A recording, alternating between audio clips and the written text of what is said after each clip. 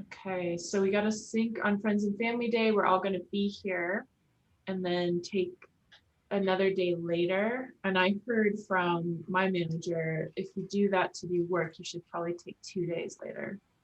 I don't know if your managers feel similarly. I don't know. I like that No idea. problem with that.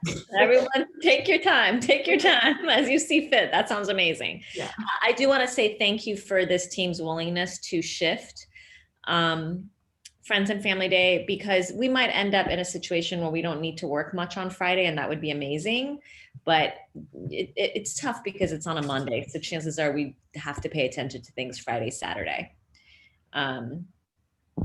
So thank you. Oh, I guess I have the next agenda item. Sorry, I'm not doing a very focused job. So number 3, I don't think there's much to be said here. I just wanted to make sure that Mike and Cormac knew that just take a look at everything, because things have shifted, and connect with your predecessors if you have questions. Number 4 is mine as well. I just wanted to make sure you all know that I have an appointment on March 18th, and I'll be available from 8:30 a.m. to 10 a.m. I don't see this as a problem because content assembly is at 8 a.m. and we have our tech advisor, Chase, available to work with Kristen if anything goes astray.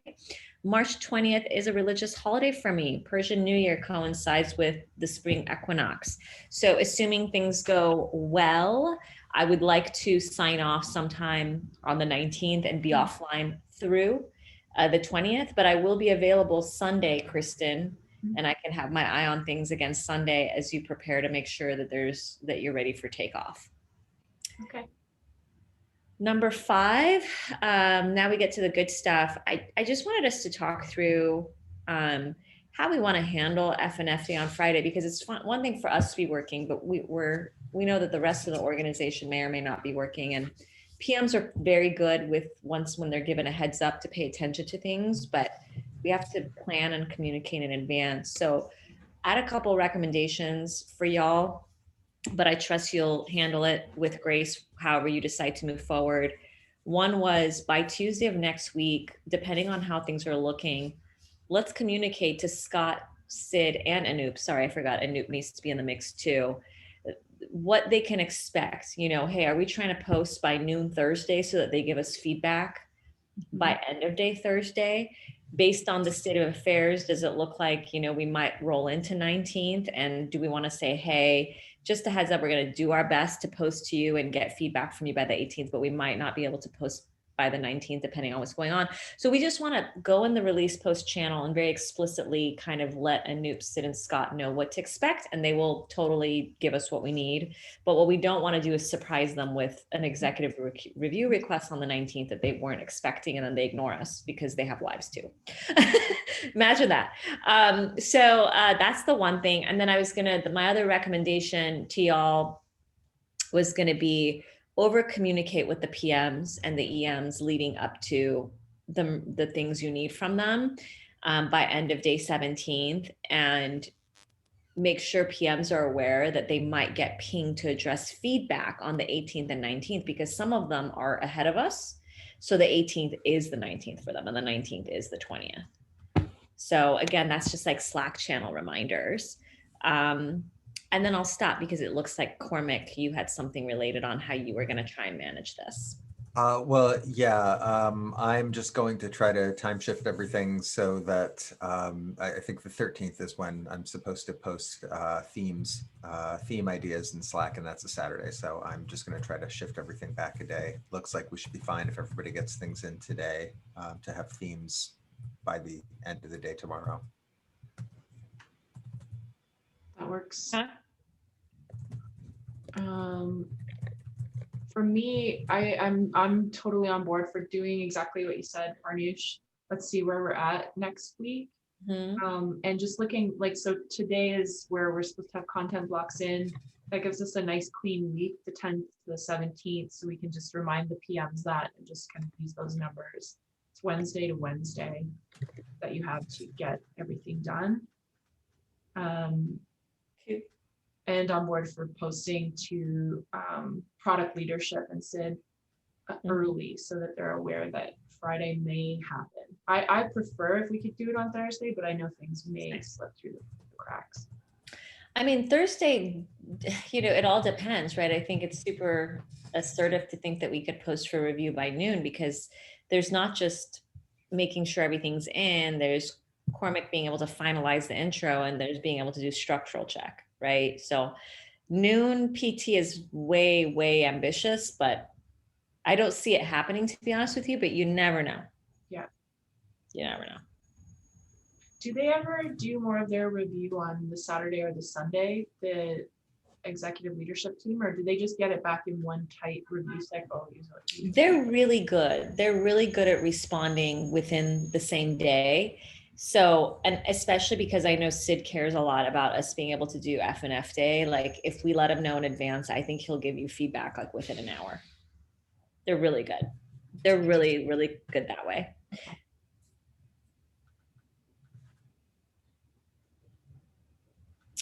Mike, did you have something? Yep. I mean, I guess related to this, we have the bugs, the performance, and I guess now the new UX improvements at MR. According to the handbook, the last day for changes to that is the 20th, which is a Saturday. So we probably should time shift that as well back to the 18th. Or yeah. It's a weird one, and I'm guessing it might have been something missed in previous changes, but the handbook currently says the 20th. Where does it say the 20th? Like where in the handbook? Would you mind linking us? Because I think that's wrong. Sure. Because I'll say out loud what we want to do with UX, which is going to be akin to what we're already doing for bug and performance improvement MRs, is I think Kristen raises them by the 12th at the latest. They get added to by the 15th or something like that. And then y'all review it and merge it to master by the 17th. That's the timeline that I'm aware of, roughly. I'm at the release post handbook URL. Maybe I'll just share my screen to show y'all. But essentially, as you can see, we have I see. Have the 20th in a number of places for last minute changes. Oops, I see. So after the content assembly, oh. Well, if the bug will not be closed by the 20th of the month, that's referring to the team, right? So like I might have something that's going to ship and the issue itself might not get closed, or it might get closed as the engineers wrap it through production. And so the EM could preemptively put it on the list knowing it would close. Mine don't do that, but could. Yeah, that's what this, so I'm thinking of the MRs, this is talking about the actual release process. So we review and merge the MRs by the end of day 17th, just like all the other MRs. But just like all the other features and improvements, there's a possibility things might slip in and out by the 20th. I think that's what this is maybe acknowledging, but I'm going to do a search for everywhere we talk about 20th and make sure it's accurate and not confusing. I can do that. But just as long as at least on this call, we're on the same page, that Mike will be reviewing and Kristen will be merging by the end of day 17th. Yep. Okay. Should we be posting that in the release post channel or I've got one queued up to go after this. That's going to say though, it'll list them both for bugs and performance and UX. Yeah. Kristen's got that in her task list. The RPM will lead so that Mike, all you have to do is worry about reviewing per what the dates in the MR. Thank you. I'm going to do a second post into the product channel as well, just to remind the PMs to work with their designers about the new UX improvements. It's great call. Great call. Mm-hmm. That's basically what I'd written to on my notes. So we can move on to Mike's terminology agenda item. Yep. I mean, basically, as I was looking at the new UX MR, I was thinking, okay, how do we incorporate this into the handbook? And at least for me, it'd be easier if we had another word instead of improvements for one of the two. UX enhancements, performance enhancements, whatever. Otherwise, I'm going to have to package some of the sentences differently, because otherwise it'll sound like things like bug improvements or. I see. I put in my 2.5 cents, but honestly, why don't y'all decide what you want to have, what you think, we have the dream team here. Is there an Y'all objection decide. to enhancements? I don't have a heavy opinion. There's the only thing is might need to change the linter if we change the header. Oh, Again, that's the only thing. Thank you. Well, let's take that out of the thing for a minute, like the conversation for a minute, although I do realize it's more work for you, Chase. What do we think makes more sense to users, to call them UX improvements or UX enhancements? It includes usability stuff too sometimes. Well, always, generally, sorry. You could use the term enhancement, but I think it would usually be an improvement to the UI. Mhm. An enhancement implies that we're adding something.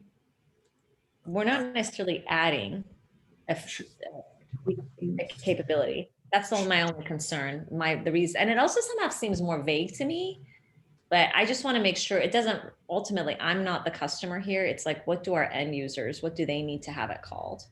Should we ask, I was going to say Christy too. Should we ask Christy L? Yeah, she might have a good suggestion. I don't know if there's a standard. I know UX people are very specific about what they call things by virtue of what they do. Maybe there's a standard. I think we could post it in the UX managers channel or something and get their opinion real quick.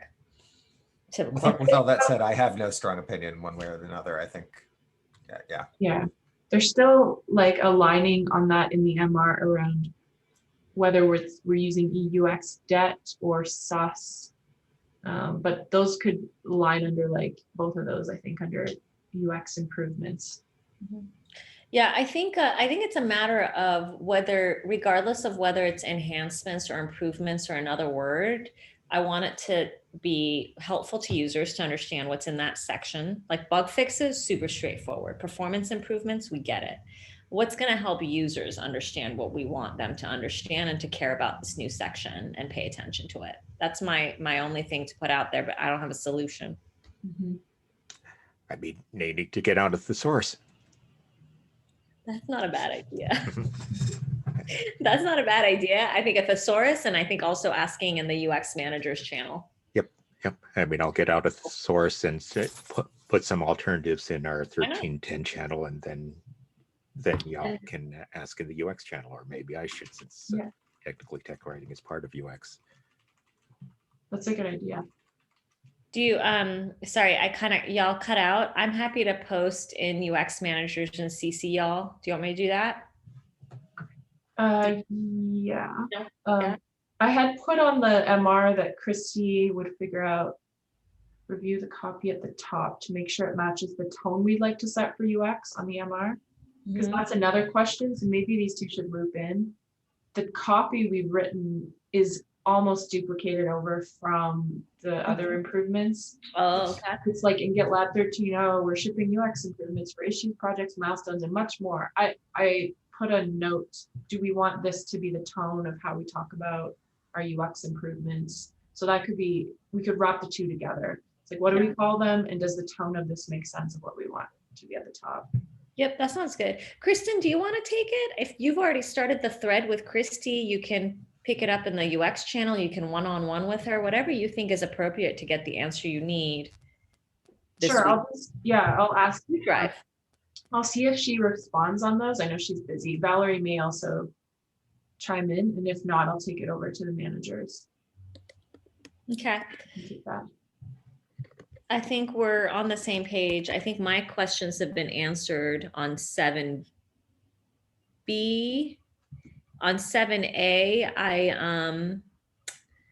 I was just pointing out, thank you for raising the MR, and I would recommend not finalizing that MR or publishing anything to the handbook until we've gone through this cycle and see what we want to do. That's all. I'm good with that. Cute. But thank you for raising it. Perfect. It's a good idea. I heard there are some designers that are thinking they want to almost do their own release post around UX only. I don't know if they'll get motivated and do it, but Like they want to do a separate release post page. something like that, each release that are highlighting all of these UX improvements. There's a page like that Phil pointed us to in the retro. And then I asked Phil like how that page was getting populated, but I haven't checked the retro to see what he said. I wonder if that's what it is. I think Christy pulls things in and just formats the markdown. Yeah, because they could use that page and then we can link to that page, but I don't want the release post managers to be responsible for updating that page. So if they decide to use that page, then instead of having this UX section, we could just link to it and call it out somewhere. Okay. That's kind of right. Like that would be nice, but that would give them the opportunity, which is a little bit different than what Nicole was asking for. Nicole wants some PM driven stuff. Anyway, well, we'll move forward with this as an experiment and see what happens. Okay. Might be tangential, but we have our product designers who are now on the release post item checklist to review all of this, so we know they want to be more involved at They do. No, that's related. Definitely. Definitely. That's a recent addition. That was my designer, Alexis. She was like, didn't even know really about release posts. And I showed her and she was like, oh my God, why am I not on this? And Yeah. then she did the legwork to do it. But I'm glad because they have really great insight and really great screenshots that help. Yeah, they do.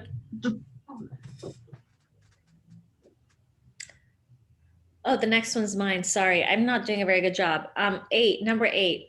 So I just want to understand what was the latest because we have to coordinate these removals and deprecations and any upgrade or breaking changes for 14.0. I think that, so I did a quick MR that y'all leaned into that I pushed, and I just didn't know what you and Orit had talked about. And then there was, to your point, talk of a blog post. And I had asked Josh, like, who wants to do this blog post? Like, how are we, it does not a bad idea to do a blog post and link to it from the what's new feature. So I just had curiosity around this to make sure we're on the same page since so much of the info for 14.0 has to actually go into this release post. Yeah, so she, in her court, the pain with the having to do them each release is that each PM has to re-author and go through the whole process again with their content. So they do it 2 releases out, then you have to do it again and then do it again. So she's taken on board that she's going to do everybody's content for them, bring everything forward each release to each new release post, which is really, really good. So she's also managing, telling everyone we need your deprecations in, and she's going to do the heavy lifting of making sure that those MRs are duped up until 14. So she's going to actually do that rather than, okay, Yeah, so I didn't realize that. Yeah, because and communicate with the individual PMs, obviously, as she is copying their stuff forward. Yeah, because it could change. Right, exactly. We could get more, like I could find more on my team, but by the 14th, that would still get added in as a deprecation, but she's going to try to do the legwork for everyone to make it simpler. Got it. So she's probably going to create one MR that she collects everything that she knows has to get duplicated for deprecations only, and probably work with you to add them to the release post branch or merge them. I asked her if she would create one, but she was just making it sound like she was going to go through them and do them all one-offs, individuals, and get them merged. That's fine too. However you two decide is best works, because it just has to be in one or multiple YAML files. Yeah. Is she going to be able to do that by end of day 17th, or how are you, or is she doing that? I'll check in with her tomorrow and just make sure when she's online tomorrow morning. But yeah, it sounded like she was ahead of the game and just like going to oversee that part of it. This one, everybody's already got their stuff in, so it's like she doesn't really have to do the dupes. It's going to be it'll be 13.11 where she has to move the deck. I see. That's what I was confused about. Yeah. I was like, I was like, she's carrying over from 13, 8, and 9 because that's not No. relevant. She She's cares to do about it. auto release. Got it. So she's going to basically take everything that pops up in 1310, make sure it pushes forward, and everything that pops up in 1311, make sure it pushes forward. And maybe we can, so she and I have been talking about, like, is there a way that we can, the same way that we have the release post item generator, that PMs can slap a label on there that auto generates an MR that gets assigned to them, so that all they're doing is re-reviewing their own content and like pushing it forward and merging it or something. So that's a separate thing we're talking about. But that's awesome. I understand what she's doing now. She's going to, is that relevant to upgrades? I realize her removal is when a deprecation actually happens, so that's different. But like, you know what I mean? Like, it's a required breaking change that the user has to go make a change in their code, then yeah, that would be in there because that would be considered a breaking change. Okay. You want them to be clear on, these are the things where you're going to have to go in and modify your environment so that GitLab keeps working. Okay. And so that's what she really cares about. And she's passionate about this because she slipped and only hit 13.1 with feature flags. And she had to support an entire year of 2 APIs. Yeah. Just so that's why she's on this and very passionate about it, and was burned by it, I guess. Understood. Yeah, understood. Because yeah, that's a big deal. And then just so I understand, is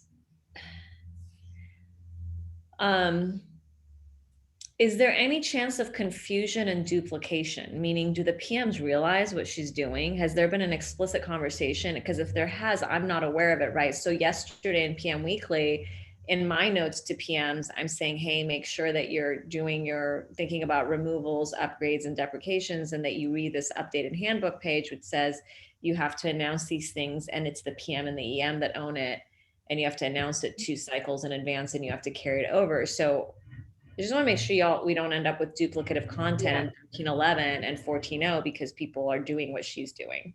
I think the time to announce that would be at the beginning of next release, because right now everyone's just getting their stuff in, and then we could do the formal announcement of, like, I didn't even know you would have to do things forward as a PM for 2 releases. I learned that now. So unfortunately, that was deleted from the handbook at some point, because I remember it used to be there, and then I was like, where did this, because I got that from somewhere, right?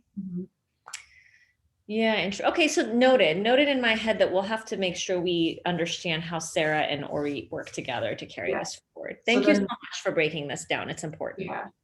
And then she had a good point, and Cormac, maybe you would be able to speak to this, but she thought it might be good to have a permanent resource, like a blog post that lists all the deprecations that can be pointed to by TAMs, everyone in the org, like have a link that's going to live on and like be able to be publicized about all of the deprecations.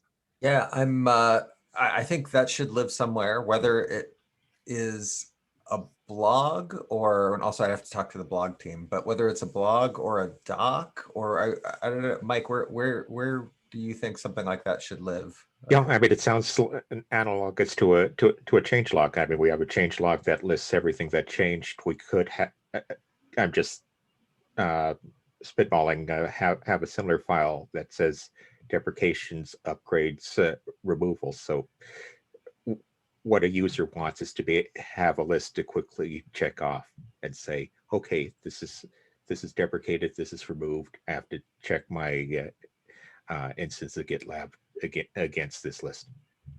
Yeah, like I don't know where those discussions are that you were having, Farnoosh, several months ago about the idea of eventually splitting the release post into a kind of separate marketing blog and then release notes. So if that's the direction we're heading, then I think it might be better to have that change log not on the blog, and then we can use the blog to promote selectively from that when we want, because there might be some things in there that are just kind of contentious. We want people to know about them if they need to know about them, but the blog might draw extra attention to them.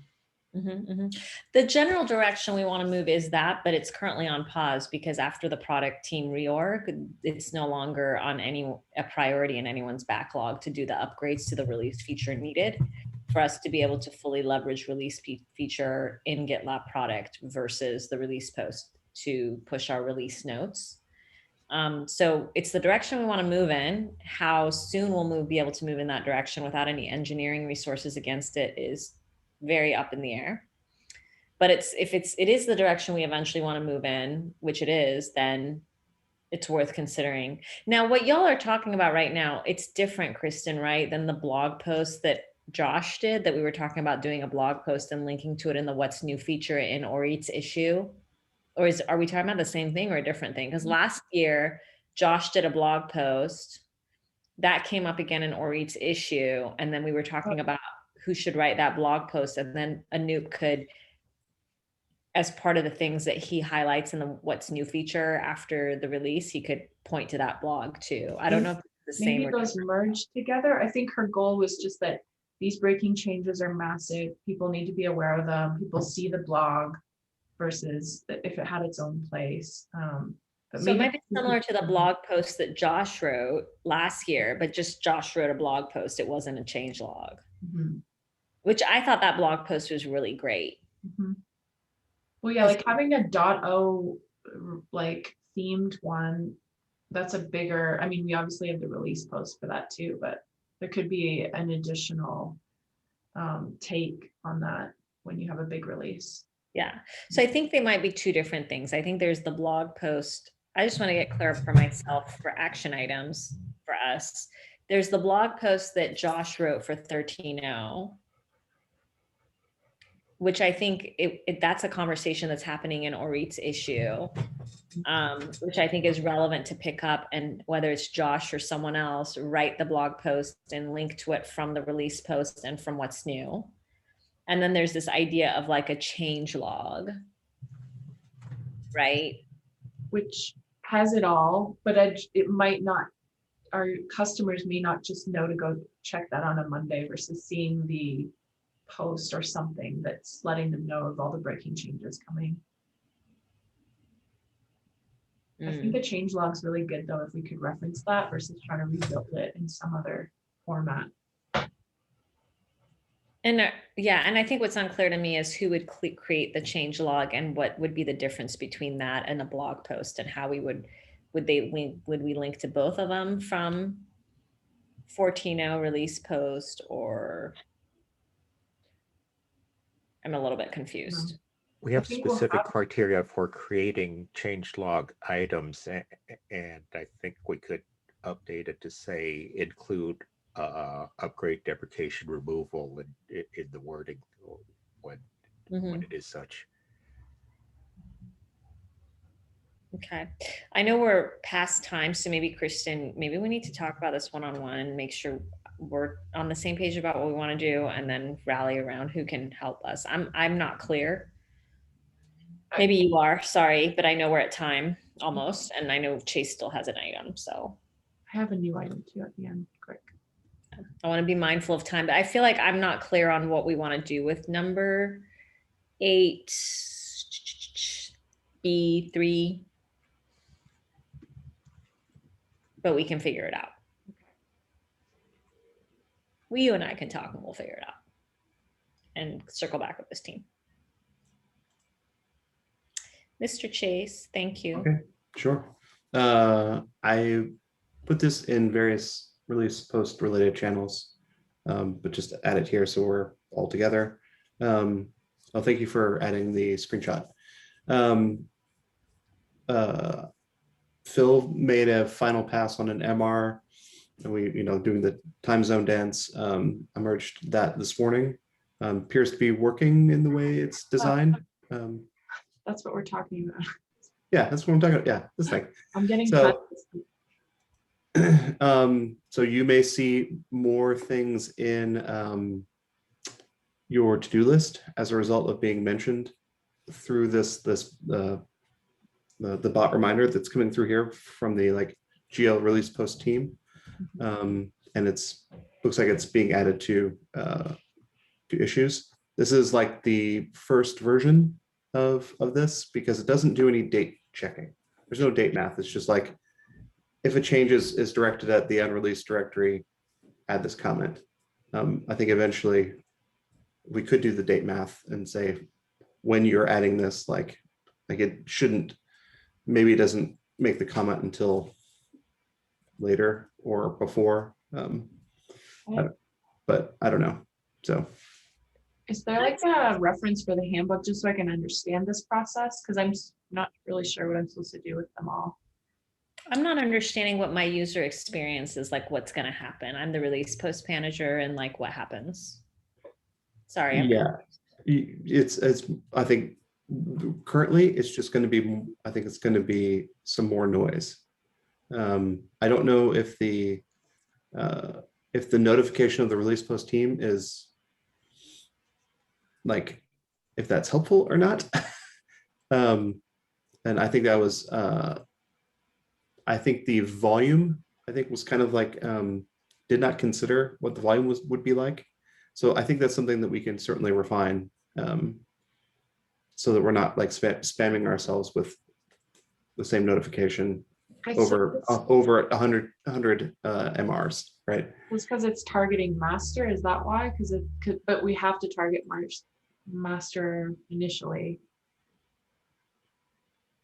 So let me say out loud what I think is happening, because I am a little bit confused, and maybe it is and maybe it's not. So at the last retro, we Yes. talked about how we want to, but we cannot lock features YAML anymore. But that's not a problem because we don't need to lock features YAML. It's an old relic. But we want to lock the unreleased folder on master from the 18th to the 22nd, from the time we do content assembly to the time we merge the MR, because there's a lot of, we just can't control confusion. And even though the process has gotten better, what happens is people don't realize they shouldn't be merging any more things to master, and they do, and it causes problems. But since we can't lock the unreleased folder anymore because it's causing other problems in our system, we want to have a notification so that if and when between the 18th and the 22nd, a release post item is merged into unreleased on master, we get a notification. So this could just be date shifted somewhere. If this would run from the 18th. Yeah. So I don't understand what, so I guess what I'm trying to understand is, what does this do? Does this do that when something with the label release post item gets into the unreleased folder? I'm getting a notification in Slack or somewhere in a to-do somewhere that like something has happened as RPM, or we all are in our Slack channel. I'm quite confused. It's not through Slack, it's all through issues, and that's it.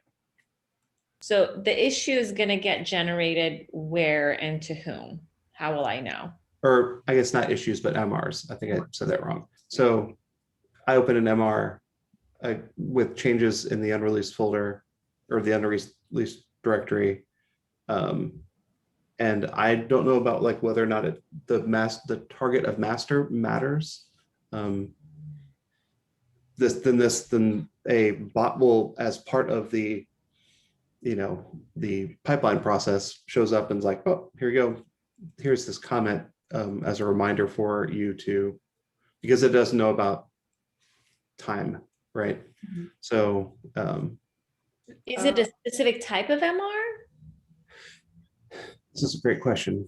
Because we don't care about all MRs. We just care about release post item MRs landing in master / unreleased after the 18th. Yep. So the trick is that we can't do the date time math. The date, so it's hitting we everything. can only do where the change is being made. Understood. And I feel really like a dum-dum, but when we say it's MR is generated, so there's an MR generated, how do I know is it going to be auto assigned to me because I'm the release post manager? Am I going to get it to do? This is all so it is. You're going to get mentioned. Yeah. This is Melissa's. I got the notification. So she just marked it as ready. And then it's saying it modifies the file in unreleased and targets master.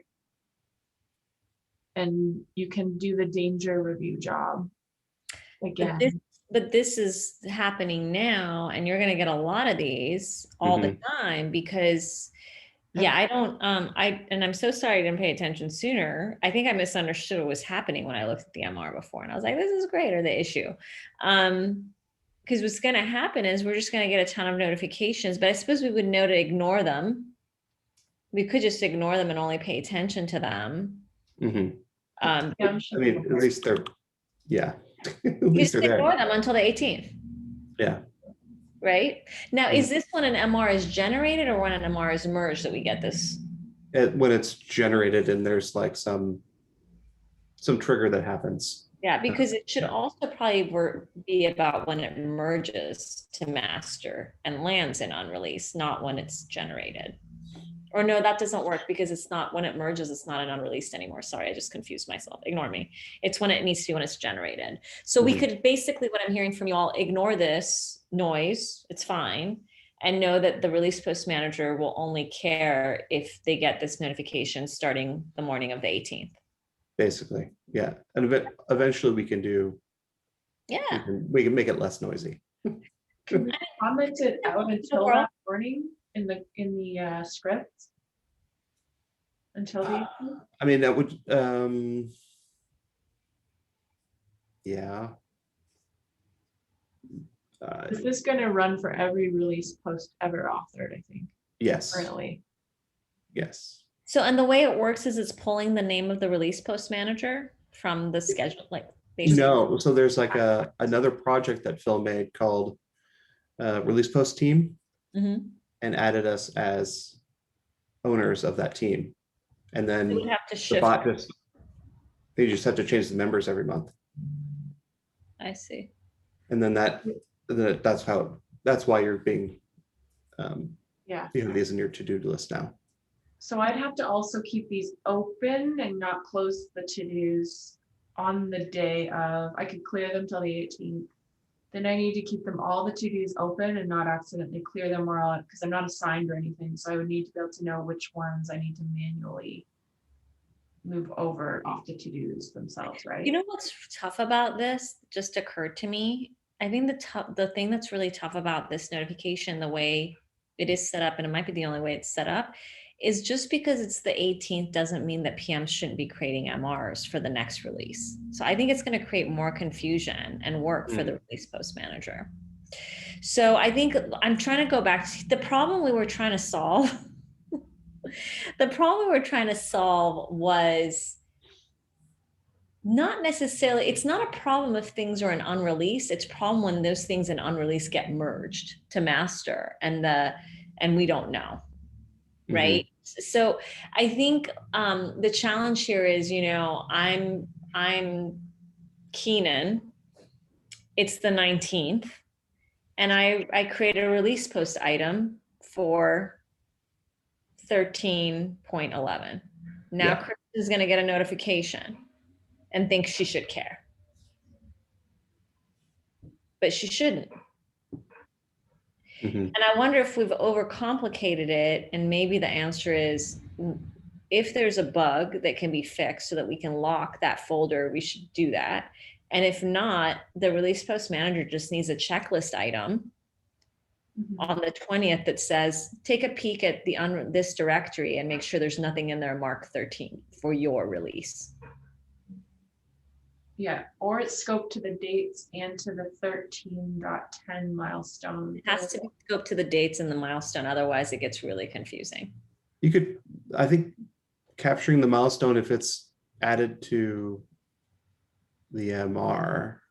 Yeah. If that's the thing, yeah. So that is probably extractable. But that just depends on making sure that people follow through and do that. Yeah. That's easy. The date math, I think, is just a little bit more difficult because of time zones. But the date I'm less concerned about, because the release post manager can just basically be like, okay, I'm going to ignore this stuff until I've done content assembly. They know when they've done content assembly. They only care after they've done content assembly and until they merge their MR. And they know what time they did content assembly, and they know when they merged their MR, right? So that part, the date part, I can get past. I think the part that's confusing is people continually are making release post item MRs. And yeah, maybe if it's got the milestone attached to it, that would help. Okay. Is there something about the language that you would want to change that we could change quickly if we want to continue trialing this bot? Or I think that's up to Kristen. I mean, it's the person who's, do you think this is, you're trialing it? What was the question? Sorry, I was Uh, asking Daniel again about locked directories and if the team had moved on that. Yeah, so I guess because we're creating a lot of noise and there might be some confusion for other PMs when they create MRs and they're going to receive this notification. Is there something about the message that's in this, what's being displayed here, that we could just change very quickly that might lessen the confusion? I would make Or a test. as we're just trialing through this bot and see if it's helpful, right? Yeah, I would make it, lighten it up so it's like this is a test of locking unreleased from the 18th to the 22nd. So it doesn't, so they're not worried. And I can also announce it and just let them know that these are going to be on all of their MRs. If we shifted it to only when merged, that would be amazing, but I don't know if we can do that. That would cut down a lot of the noise. Yeah, we probably can do that too. I think if there's only have this part run during the merge pipeline. Yeah, and I'm thinking out loud. I'm thinking about, are we over engineering? Is this as simple as adding a checklist item to the release post manager's checklist to just look at the unreleased folder on the 20th? Just look in I there. will look at it. Because really all you're doing to make sure that nothing's slipped in that you're not aware of is on the 19th and the 20th. You just look at the unreleased folder on master to see if there's anything in there. And if there's something in there that has your milestone on it, you're like, hey, Keenan, did you mean to put this here? Right. And it doesn't happen that frequently anymore because people are more and more on the same page. So I'm wondering if we have, we're trying to automate, but maybe we're creating a lot of noise and then having to create things we have to explain to other PMs, where it could be as simple as on the 19th or the 20th, we just have a note saying, hey, release post manager, make sure there's nothing straggling left in the unreleased folder. And if you see something that's relevant to your milestone, ping the PM and figure it out. I know how to do that, searching across the MRs with tags and seeing open, close, but you're saying actually go into. Yeah, I'll show you what I mean. Yeah, because it's actually pretty, let me see if I can. Is it in the YAML though? Because you don't put the release ID in the actual feature YAML, you do it only with tags on the MR. Here's what I'm talking about. And maybe let's make sure we're talking about the same thing, same problem we're trying to solve, right? So if I'm just in GitLab, not even working locally, let's go here.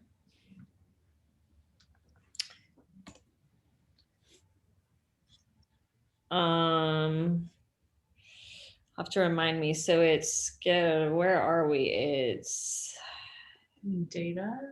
Yeah, I haven't done this in a while. So bear with me. Data. Is it release posts? Yep. Yeah. So really all we're doing is this is where things are getting collected, right? But you can't actually like you're saying Keenan's could be in here for 1311. It would be the MR that would say. So right now, everything that's in here should be here. And this is what you're going to port over when you do content assembly on the morning of the 18th, right? Oh, right. Because you don't merge until the release, right? So it's if it create a new branch, move all the things from unreleased into a 13.10 directory. Yeah. And Chase, you'll have to correct me if I'm wrong, but on the 18th, once we do content assembly, does this folder empty out or does it stay? The folder will be there, but the contents will be moved. Exactly. So today there's all these items here until the end of day 17. They collect here. On the morning of the 18th, after we do content assembly, this folder in theory will be empty, right? Or will it still have all these YAML files in it? It empties. It empties, right? Well, I think it might actually, part of the confusion might be that it doesn't empty until we merge and we overwrite master. Right. Locally, it would be moved. And then when you merge, it empties to master. I think part of the issue is when we do content assembly, we're pulling everything over to the release post branch, but we don't empty out this folder. And Until, yeah, These you're YAML right. files stay here until we merge the MR on the 22nd. So really it gets confusing because it's not a clear, like this folder is empty and now there's an item in it. On the 18th, it would be a matter of adding a checklist item to the release post manager, which I think might still be easier than doing a notification from what I'm understanding, what we're able and not able to do right now and how it might confuse other PMs. I think it could be as like on the 20th, they're, hey, release post manager, compare what you have to what's in this folder and just make sure nothing new has, you could look at the last update. I can keep a file count too. I'll probably do that in a spreadsheet. Keep a file count. You could look at the last update date and you could take a quick look on the 20th to be like, was there anything added in the last 48 hours? Mhm. And if so, I got to talk to that PM if it's for 13.10. I think maybe we need to add a task list item and not worry about, because we do have the last date to reference to, and maybe not worry about having to inform PMs that there's things that are going to get attached to there. I don't know. It could get really confusing. I'm just a little confused myself. Yeah. I'm just looking at the assembly script now Mhm. and making sure that that's what we think is doing what it's doing. Because I Good think about it. And I can manually move in anything too that's late and talk to the PM. if you have to, even if you have to, it's a big if. Because I think we're getting better at it. But worst comes to worst, you'll be like, oh, in the last 48 hours, Keenan added something and it looks like it's for 1311, but I'll confirm with him and ignore it. Or no, it looks like it's for 1310. Oops, he meant to add it to my branch. Let me confirm with him. And I think maybe if you sort by last update and, look at it by last update and we craft some kind of task list item, then we don't have to worry about notifications and we don't have to worry about locking the folder.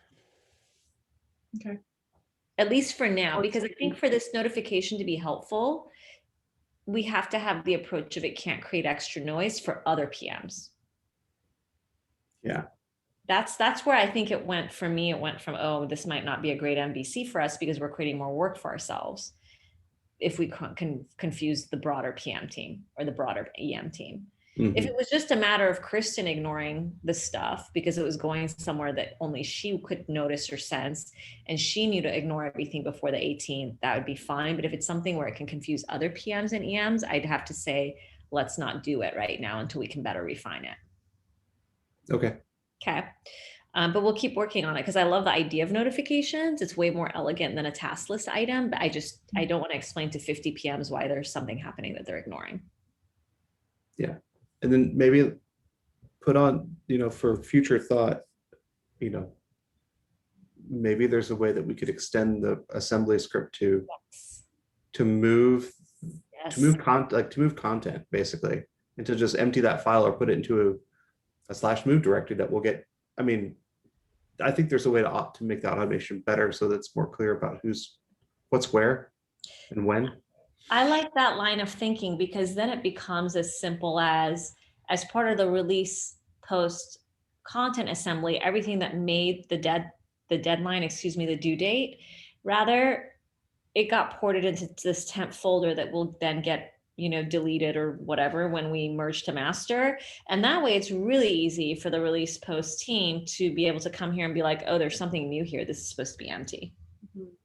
I like that line of thinking a lot, but I think the interim step is like, we've got this last commit, last update info. So it's really not that bad for the release post manager to just on the 20th, take another look.